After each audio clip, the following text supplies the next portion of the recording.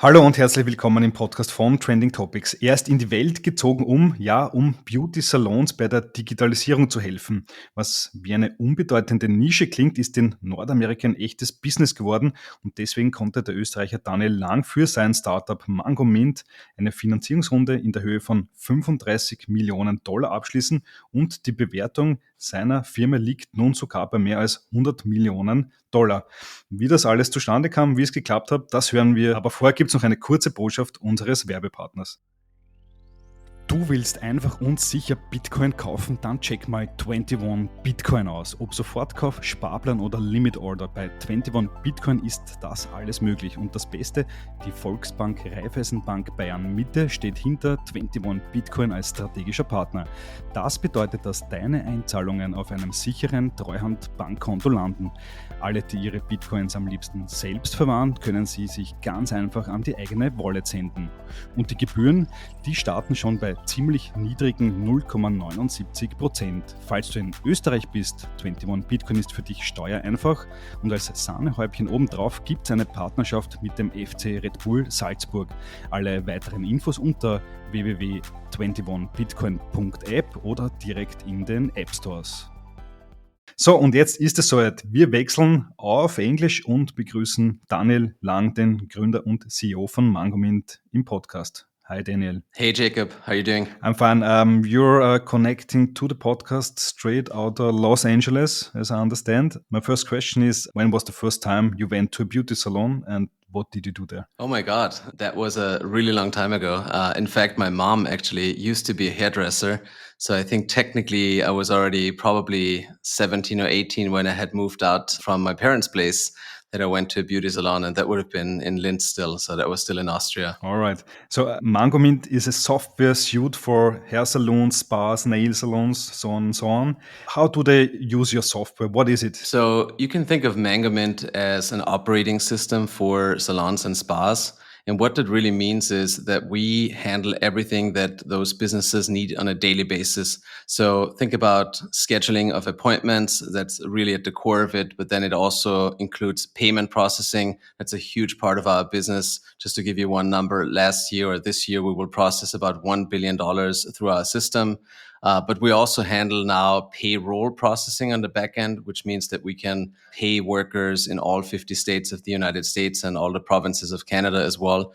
So we basically aspire to run the entire business on a day-to-day basis, including marketing, contact management, integrations into e-commerce systems, everything they need to run the business. Okay. As I said in the beginning, it's clear it's a niche. But how did you come across this niche? Is it because your mom was into this business? What made you come up I with it? wish that was the story. It would probably make her really proud, but no, that's not the reason actually.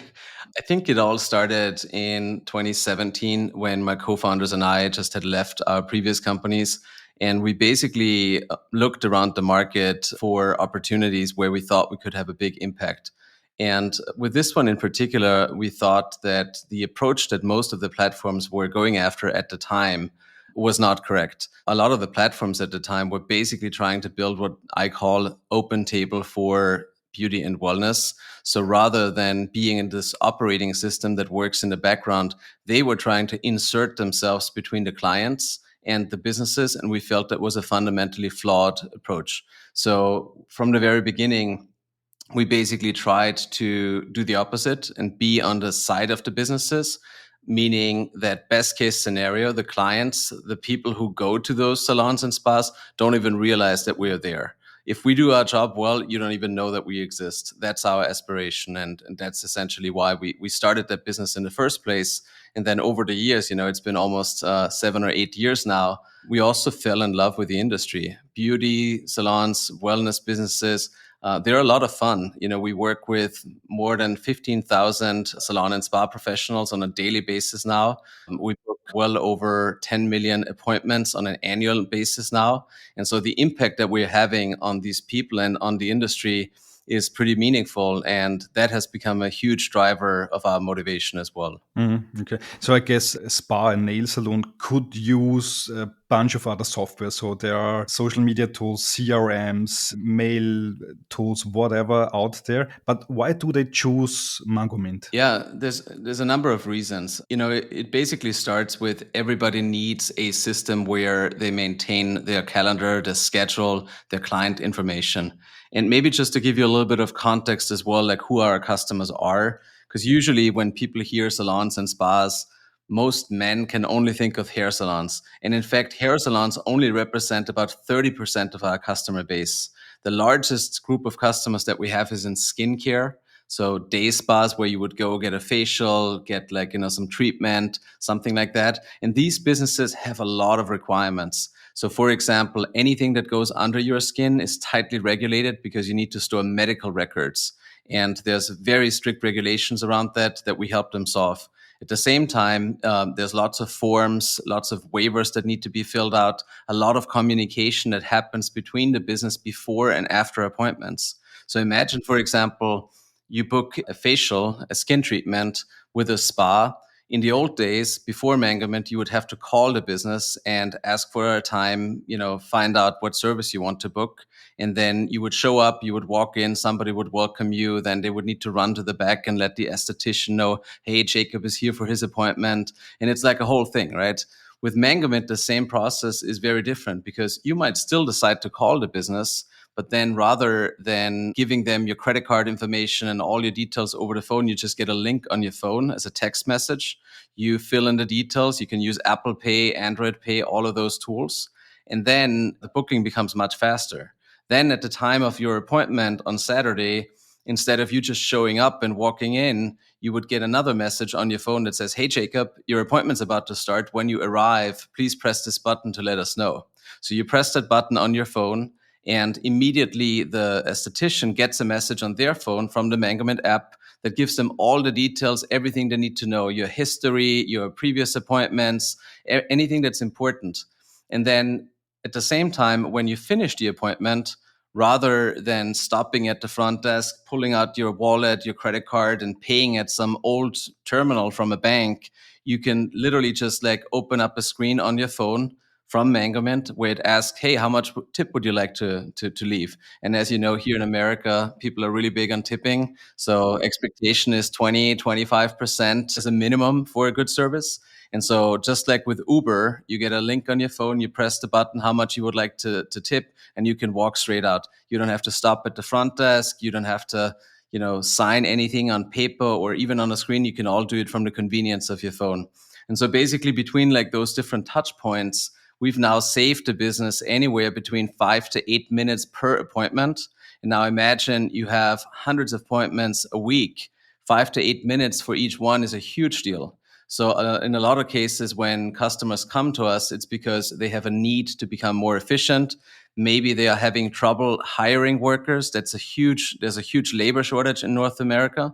And so maybe instead of hiring another person to be at the front desk, they can use our platform to automate all of these day-to-day tasks. Okay.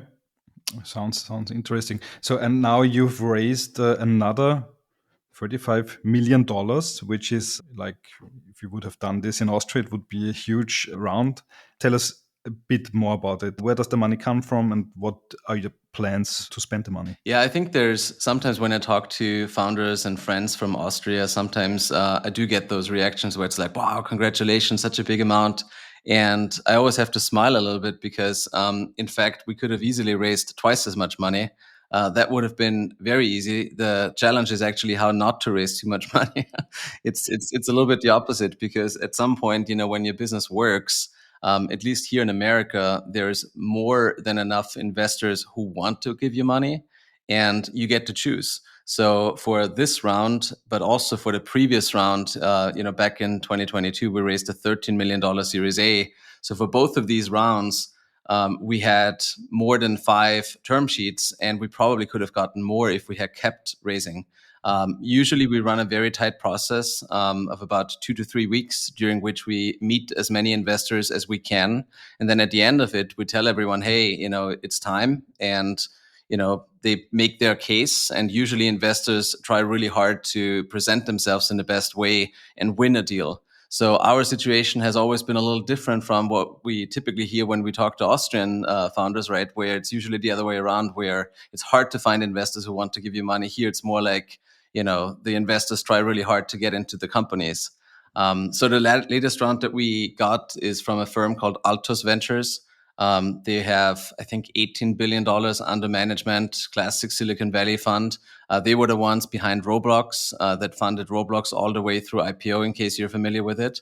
And then the second check that we also took as part of that is from Jason Lemkin, who is one of the more influential figures in the SaaS community. And he is the founder of the SaaStr community and also the founder of the event that just happened in Silicon Valley, the big SaaStr event with like 20,000 people.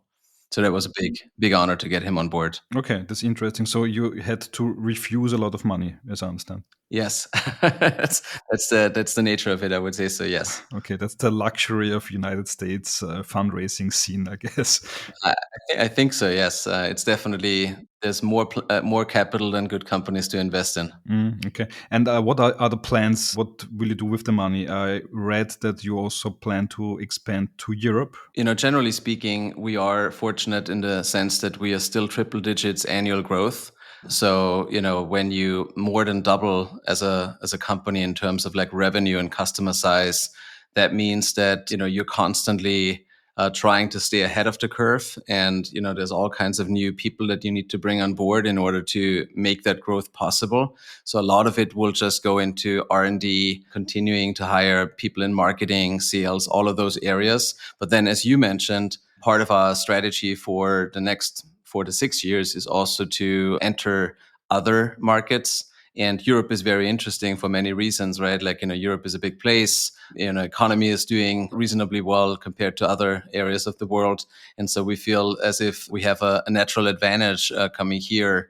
Not to say that it won't be challenging. Of course it will be. But at the same time, you look at a region like, Austria, Germany, Switzerland, and you're coming up on almost 100 million people, strong economy. It is a very attractive place for us to be, not least because I'm Austrian. My co-founder, she's from Austria as well. And we have a huge network in Austria. Plus, we even have 5 employees between Linz and Vienna already. So it almost makes sense for us to look here as one of the first markets to explore outside North America. I see. So you're in Los Angeles right now. Why did you leave for the United States in the first place? Yeah, so maybe just to give you like a little background before I moved to the US, I started my first software business 2008, 2009 in Linz. And I just stumbled into it. It wasn't something, like nowadays where somebody is like a startup founder. I don't even know if I had heard the term startup founder at that time. Like maybe not. Like I never thought of it myself that way.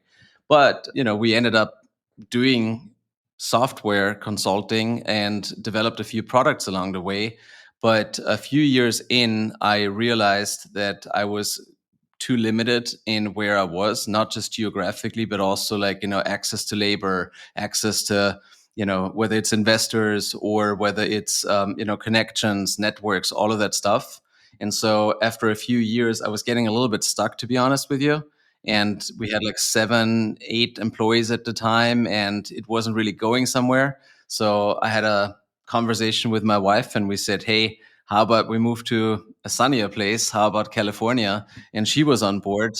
And then it took us another year and a half after that to like, sell all the assets that we had and like do kind of like a very methodical shutdown of the Austrian business. And as part of that, I was fortunate because I found a company in Los Angeles that was willing to buy my business. And so that really enabled everything, that put a little bit of money into my pocket, that allowed me to immediately get a green card. And it just made everything infinitely easier than if I had to like start without having that opportunity. Okay, that's interesting. So if you compare United States and Europe, so you've done businesses in both places. If you imagine you would have built Mangomint in Austria, in Europe, would it be as successful as it is in the United States? I mean, I'd like to think so, but the reality probably is no, just because the market's much smaller. That's the obvious one, right? Like, America is a really big place. They speak the same language in 50 different states. And then you also have Canada on top of that, which is culturally virtually identical. So you just have like a very large market to start with. But then, of course, also I will have to say that regulations are just crazy in Europe. I mean, every time I look at Europe, I feel like, people are so busy regulating everything, whether it's like work hours, whether it's like this stupid GDPR thing and all of those things that make no sense from the perspective of an American business, right? And yet Europe seems so proud of it, right? And what I see is, making it more difficult for innovation to happen, making it more difficult for new ideas to flourish, because immediately you're confronted with the worst things, right? Like, you can't be flexible with labor. You have to. I remember back when I had this business in Linz, how much struggle we had just being compliant with the work hours for our software engineers. It's crazy. Software engineers get paid so much money compared to other folks, right? And somehow they're being treated as if they are like, the hardest laborers, like, working at First Alpine or somewhere, and literally, have to be protected, those poor people, right? And I just think that that's wrong, and that makes it really difficult for modern innovative companies to choose Austria as the place to start. Now, that being said, I think that once you have scale, like, once you're in a position similar to ours where you can afford to do things the correct way, then Austria is actually a very attractive place, right? I mean, we're very excited about investing in Austria. We want to hire 20, 30 people over the coming years in Linz and Vienna. And we think it's going to be awesome, but we can afford to do that now because we have enough scale that we can deal with all of those things. Whereas had we started in Austria, it would have been way more difficult, I'm sure. Yeah, yeah. Because I think like you could also have like chosen India or China for expansion and not Europe. Still, you come back to this place. Yeah, I mean, there's obviously a feeling of connectedness, right? Like with where you grew up and where your friends and family are. So all of that is true for me personally as a CEO. But even if I set all of these emotional arguments aside and just look at the facts, right? Europe is a very attractive place compared to some of the other countries that you mentioned. You have like the rule of law. You can trust that if there is a dispute, there's courts that will resolve it. Economies are strong, maybe not so much sometimes in recent years. There's a lot of like, stuff going on geopolitically, but those things will go away, right? Like Europe will come back to its strength. And I'm sure that, 5 years from now, we'll look back and we will forget that there was a difficult time with inflation and whatnot, right? Like Europe will come back, and we want to be there when that happens. And so I think, it's an attractive place for American companies to go to. People generally work the same way. I find Austria, Germany to be very trustworthy. People say, do what they say they do. So it has a lot of really good things going for it. Okay. So there are quite a few successful startups the last years that came from Austria. Of course, also other European countries went to the United States. So there's Mangomint, there's Trunk Tools, and of course there's Magic. I mean, they raised like crazy. I guess you've heard of the AI guys. Is this a problem for Austria when like super talented people go to United States, raise a lot of money, become very successful, and sometimes they come back, but not always? Yeah, it's a good question. I mean, look, I haven't lived in Austria for more than 10 years, so I don't want to give advice to Austria on what to do because it's not my place to do that, right? Like, I don't live there, I don't have to deal with the consequences. However, what I would say is that if there is a genuine desire in Austria, whether it's in politics or, in the population in general, to invest and grow innovation, economies, startups, if that is actually what they mean to do, then I would say it is a problem just simply because it's just a fact right now that the best companies choose not to start their businesses in Austria or Europe for that matter. And I think regulation is a big part of it. We talked about that, but there's also so many like, silly things that I see all the time where, to give you an example, like in America, if you start a business and you need a little bit of capital just to get started, right? Not much. Let's say you need like a couple $100,000 or something. And you're fortunate enough that you can find a few friends, family, people to do that. It's a very simple process because basically all of the United States has agreed that there is a document. It's called a SAFE. It's this document that has been issued by Y Combinator, and you can download it, fill in a few numbers, put a signature on it, and you're done. You don't need lawyers. There's no complicated process. And because everybody has agreed that a Delaware corporation and this document is where it's at, it makes it very easy. If I talk to my VC friends here in Silicon Valley, the idea of them investing in a business that is in a small European country is scary to them, right? Because they don't know the laws, they don't know the legal forms and all of that stuff, right? So I think the missed opportunity here is really for Europe to come together and say, hey, why don't we create like one legal form that works across all EU countries? And then you can have infrastructure in place like a safe, you can have all of these things. And now all of a sudden you open up a market with nearly 400 million people, strong economies to the global capital markets, right? But right now it's just too much work. Like unless you are a literal rocket ship company, people are just not going to go to a place like Vienna to invest there because it's too complicated. And so I think that is an opportunity that Europeans could seize if they wanted to. Okay. When your investors see you have Europe on the roadmap, what do they think about it? Do they say to you, let's go for it, or think twice? What was the reaction? You know, good investors usually act not as advice givers, but like more like a sounding board, right? And so the experience that I've had when discussing it with my board members and investors has been more of that, where they want to understand it, they question it, but ultimately, you know, when you lay out all the facts and arguments, they come to the same conclusion that yes, this does sound like a really good strategy, right? Now, of course, you know, if you just show up and you tell your board, hey, I have an idea. Why don't we invest $5 million and go to Germany or go to Austria? Yeah, that's not going to work, right? Like you need more than that. Like you need to come with a bit of a plan to explain what your thinking and strategy is here. Okay, let's talk a bit about your future plans. You mentioned that Mangomint is or should be the operating system for hair salons, spas, nail salons, so on and so on. What are your future plans? I mean, you have a lot of different features in the software, and you, of course, can build many more. But what's like the end game? What should it be when it's finished? Yeah. So first of all, I don't think there's a finished state per se. Like we're trying to do this for the next several decades. Like there's no reason to, you know, see any sort of end to this. In general, I will say that the big trend that we see in vertical SaaS, which is basically what we are in America, you call it like vertical SaaS businesses specific to one industry, right? So the big thesis in vertical SaaS is that rather than just solving a very niche level of problems, you can go in both directions, what they call extending through the value chain.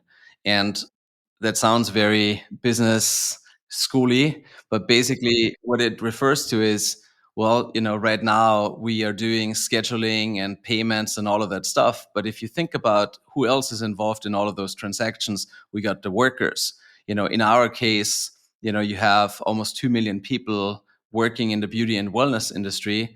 The average salary of a cosmetologist in the US is about $33,000. That's not a lot of money in America. And what that means is that a lot of times these workers are very dependent on their paycheck to come every 2 weeks. And a lot of times they don't have access to great financial products either, because when they go to the local bank won't give them the fancy credit card. They won't get like, you know, a lot of tools that other higher income people have. So we see this as an enormous opportunity to expand into banking and financial services for all of these workers. And that is something that we're excited about. I already mentioned like payroll processing as something that we introduced. And payroll processing is a really important step on the way there, because now all of a sudden you have a relationship as a software companies, not just with the businesses, but also with the people that work in those businesses. So I think that's a very long-term road for us to expand in those areas. And then over time, you know, you could see companies like Mangomint go in the other direction as well, where you could go closer to the consumer and, you know, start offering services directly to consumers as well, in order to facilitate business and beauty and wellness. So I think there's a lot of stuff that can happen over the next decade or so. Our goal is to become number one market leader. We're not going to settle for number 2, 3, 4, or 5. And with that in mind, I feel like, we're going to be around for a really long time. And there's no milestone that we have where we then would want to exit. Like, you'll see us hopefully for longer than that. Okay. My last question is on, of course, AI. It's a huge trend in software these days. Recently, I read that Klarna, a fintech from Europe, they claim that they got rid of SaaS, of software, from, I think, Salesforce and others, because they say they can replace it with AI. I think they are a huge OpenAI customer. You are in SaaS. What do you think about AI? Is it really a thing that could replace a lot of software tools, or is it more an addition to that? Yeah, so I'm reading the same articles as the ones that you just referred to. I think some of it has to be looked at through the lens of the specific business that claims to have certain gains, right? I don't know how much of that is reality for a lot of the rest of us, I would say.